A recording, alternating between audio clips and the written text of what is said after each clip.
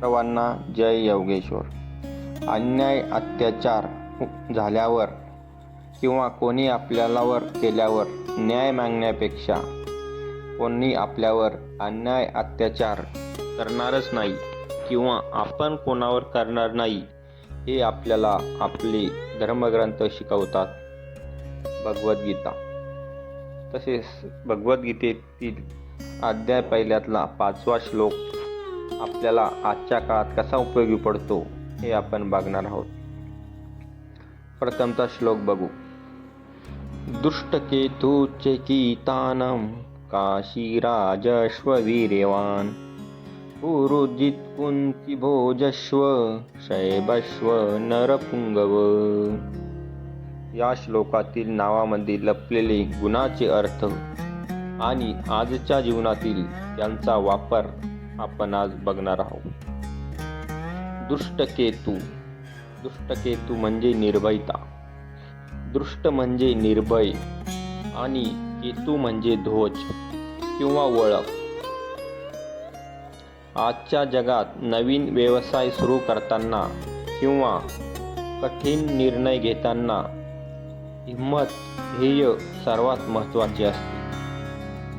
संकटाच्या वेळी जो डगमगत नाही तोच दुष्टकेतूप्रमाणे आपल्या ध्येयाचा ध्वज उंच करू शकतो, आपलं ठरवलेलं ध्येय गाठू शकतो. चेकितान. चेकितान म्हणजे आपण ज्याला जे आपलं माइंड म्हणतो तेच म्हणजे चेकितान. आजच्या धावपळीच्या जीवनात माहितीचा स्फोट होत आहे. अशा वेळी काय खरे आणि काय खोटे हे ओळखण्यासाठी तुमची बुद्धी सतत सजग असणे गरजेचे आहे. आजकाल बऱ्याच अफवा पसरतात, खोटी माहिती पसरवली जाते. ती आपल्याला खरी खोटी ओळखण्यासाठी आपली बुद्धी सतत सजग आणि जागरूक असणे गरजेचे आहे हे श्लोक शिकवतो. काशी राजश्व वीर्यवान म्हणजेच केवळ विचार करून चालत नाही तर तो पूर्ण करण्यासाठी तुमच्याकडे फिजिकल अँड मेंटल एनर्जी हवी.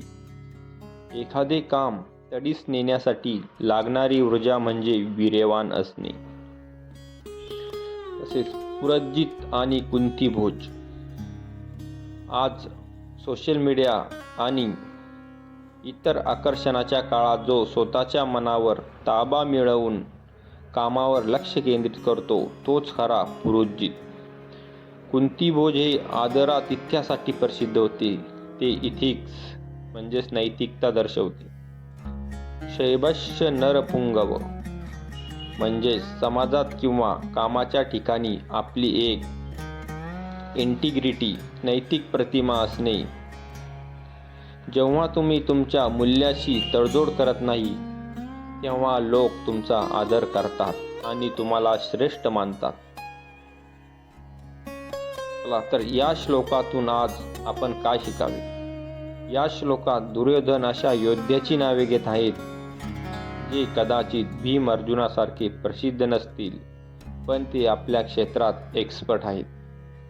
तसेच तुमच्याही टीममध्ये आपल्या मित्रमंडळीत किंवा आपल्या परिवारात प्रत्येक व्यक्ती सुपरस्टार नसेल पण प्रत्येकाकडे एक खास वैशिष्ट्य असते. कुणी निर्भय असेल तर कुणी बुद्धिमान तर कुणी शिस्तप्रिय. प्रत्येक व्यक्ती कोणत्या ना कोणत्या एखाद्या क्षेत्रात सर्वगुण संपन्न असतो. या सर्वांच्या गुणांचा एकत्र मेळ घातला तरच मोठे प्रोजेक्ट मोठं ध्येय आपल्याला जिंकता येते. त्यासाठी सर्वांचं बुद्धी कामाला येते. सर्वांच्या साथीने टीमवर्कने एखादं ध्येय गाठायला आपल्याला सोपं जातं हे आपण या गीतेतल्या श्लोकातून शिकणार आहोत. जय योगेश्वर.